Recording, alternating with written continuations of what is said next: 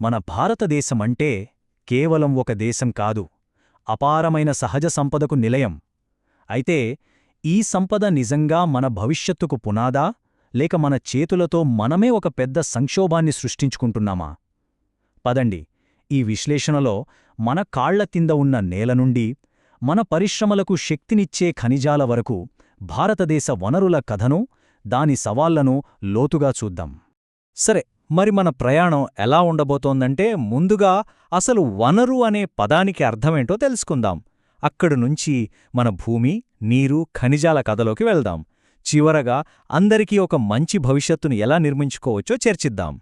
మనం రోజూ రిసోర్సెస్, వనరులు అంటూ ఉంటాం కదా, కాని ఆలోచించండి, మన చుట్టూ కనిపించే ప్రతీదీ వనరు అవుతుందా? ముందుగా ఈ బేసిక్ ప్రశ్నకు సమాధానం వెతుకుదాం. అంటే చూడండి, ఏదైనా ఒక వస్తువును వనరు అని పిలవాలంటే దానికి 3 కండిషన్స్ ఉండాలి. మొదటిది, దాన్ని వాడుకోవడానికి మన దగ్గర టెక్నాలజీ ఉండాలి. రెండోది, దానికోసం పెట్టే ఖర్చు అందుబాటులో ఉండాలి. మూడోది, సమాజం దాన్ని అంగీకరించాలి. ఉదాహరణకు, సముద్రం అడుగున బోలెడు ఖనిజాలున్నాయని మనకు తెలుసనుకోండి, కానీ వాటిని బయటకు తీసే టెక్నాలజీ మన దగ్గర లేకపోయినా, లేదా దానికయ్యే ఖర్చు చాలా ఎక్కువైనా, అప్పుడు అది మనకు వనరు కాదు. ఈ 3 కలిస్తేనే అది అసలైన వనరు. దీనర్థమేంటంటే, వనరులు మనకు ప్రకృతిలో అలా రెడీమేడ్గా దొరకవు కాదు, వాటిని మనం సృష్టిస్తాం. ప్రకృతి, మన టెక్నాలజీ, మనం ఏర్పాటు చేసుకున్న సంస్థలు, ఈ 3 కలిసినప్పుడే ఒక మామూలు రాయి కూడా విలువైన వనరుగా మారుతుంది. ఈ మొత్తం ప్రాసెస్కి సెంటర్లో ఉన్నదెవరంటే మనమే, మానవులం. ఇది చాలామంది అనుకునే విషయం, మన చుట్టూ ఉన్నదంతా ప్రకృతి మనకు ఫ్రీగా ఇచ్చిన గిఫ్ట్ అని. కాని నిజంగా ఇది నిజమేనా? ఇలా అనుకోవడం వల్లే అసలైన సమస్యలు మొదలవుతాయి. ఎలాంటి ప్రమాదాలొస్తాయో ఇప్పుడు చూద్దాం. ఆ ఫ్రీ గిఫ్ట్ అని అనుకోవడం వల్లే మనం ఈరోజు 3 పెద్ద సమస్యలను ఎదుర్కొంటున్నాం.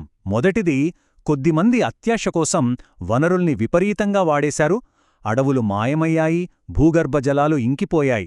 రెండోది, ఈ సంపదంతా కొందరి చేతుల్లోనే ఉండిపోయింది. దీనివల్ల సమాజంలో ఉన్నవాళ్లు, లేనివాళ్లు అని 2 వర్గాలేర్పడ్డాయి. ఇక చివరిగా, మన పనుల వల్లే భూమి వేడెక్కుతోంది, వాతావరణం మారిపోతోంది. ఇలాంటి గ్లోబల్ క్రైసిస్ అన్ని మనమే తెచ్చుకున్నాం. సరే, వనరులు అంటే ఏంటో మనకొక ఐడియా వచ్చింది కదా.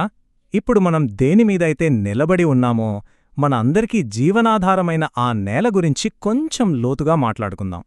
మన భారతదేశ భౌగోళిక స్వరూపం చూస్తే నిజంగా ఆశ్చర్యమేస్తుంది. చూడండి, దేశంలో దాదాపు 43% భూమి ఫ్లాట్గా ఉండే మైదాన ప్రాంతం. వ్యవసాయానికి, ఫ్యాక్టరీలకు భలే అనుకూలం. మరో 30% ఎత్తైన పర్వతాలు. మన నదులన్నీ అక్కడే పుడతాయి. టూరిజంకి కూడా అవే ఆధారం. ఇక మిగిలిన 27% పీఠభూమి. ఇక్కడే మనకు కావాల్సిన ఖనిజాలు, బొగ్గు, పెట్రోల్ అన్నీ దొరుకుతాయి. చూసారా, ప్రతి భాగం దేశ అభివృద్ధిలో ఎంత కీలకమో. అయితే మన దగ్గర ఉన్న భూమి అంతా ఒకే రకంగా వాడకంలో లేదు. ఈ టేబుల్ చూస్తే మీకర్థమవుతుంది.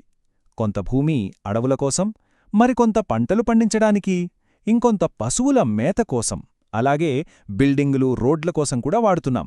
అందుకే దేశం కోసం ప్లాన్ చేసేటప్పుడు ఈ తేడాలన్నీ గుర్తుపెట్టుకోవడం చాలా ముఖ్యం. కానీ బాధాకరమైన విషయమేంటంటే, ఈ విలువైన భూమిని మనం సరిగ్గా చూసుకోవట్లేదు.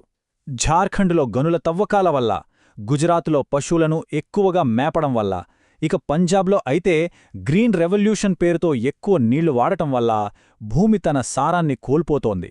ఇది చాలా ప్రమాదకరం. మన ఆహార భద్రతకే పెద్ద దెబ్బ. భూమి తర్వాత మనకు ప్రాణాధారమేంటి? నీరు. మన దేశంలో నదులకు, వర్షాలకు కొదవే లేదు. మరి అయినా సరే చాలా ప్రాంతాల్లో నీటి కటకట ఎందుకింత తీవ్రంగా ఉంది? ఈ వైరుధ్యం వెనుక కారణాలు తెలిస్తే మీరే ఆశ్చర్యపోతారు. ఒక్కసారి ఈ సంఖ్య చూడండి, 200 కోట్లు. ఇది ఏదో ఊహాజనిత సంఖ్య కాదు.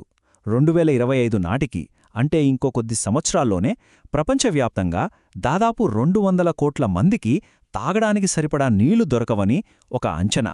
అంటే ప్రతి 4గురిలో 1. ఇది కేవలం ఒక అంచనా కాదు, మనందరికీ ఒక పెద్ద హెచ్చరిక.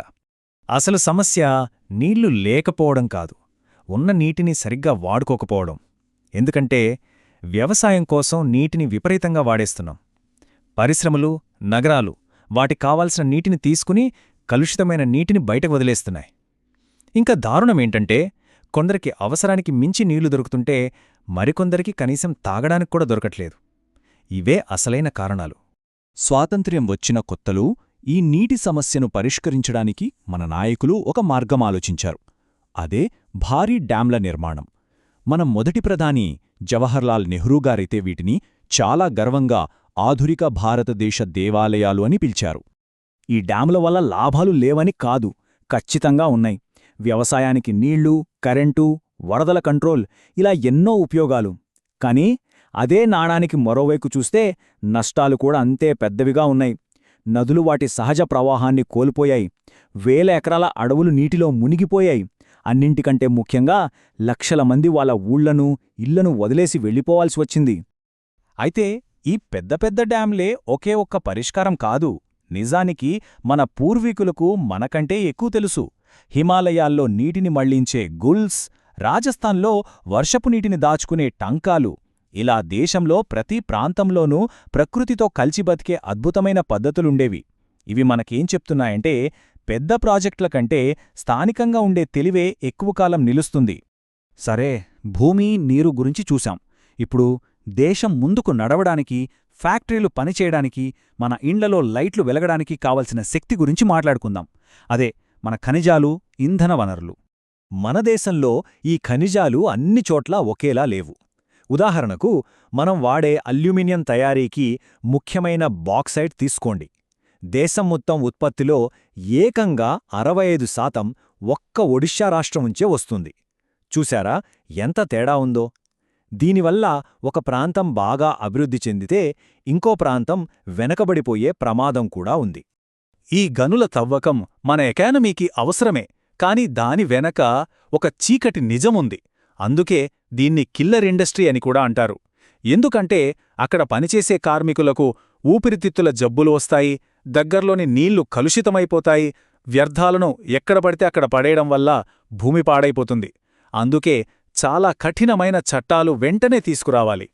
మనం శక్తి కోసం ఎక్కువగా దేనిమీద ఆధారపడ్డాం? బొగ్గు, పెట్రోల్. వీటిని సాంప్రదాయ వనరులు అంటారు.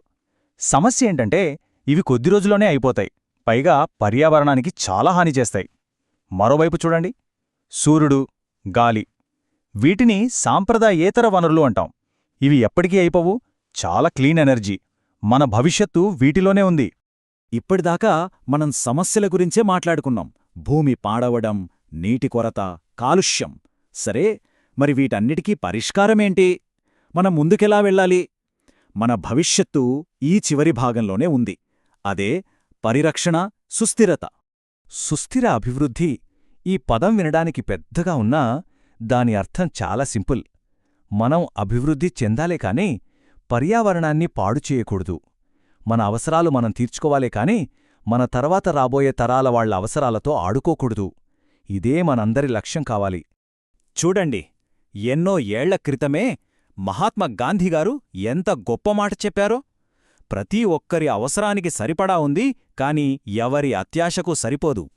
ప్రకృతి మన అవసరాలను తీరుస్తుంది, కాని మన పేరాశను కాదు. ఈ వనరులను కాపాడటం కేవలం గవర్నమెంటు పని కాదు, మనలో ప్రతి ఒక్కరి బాధ్యత. ముగించే ముందు మన అందరికోసం ఒక చిన్న ప్రశ్న.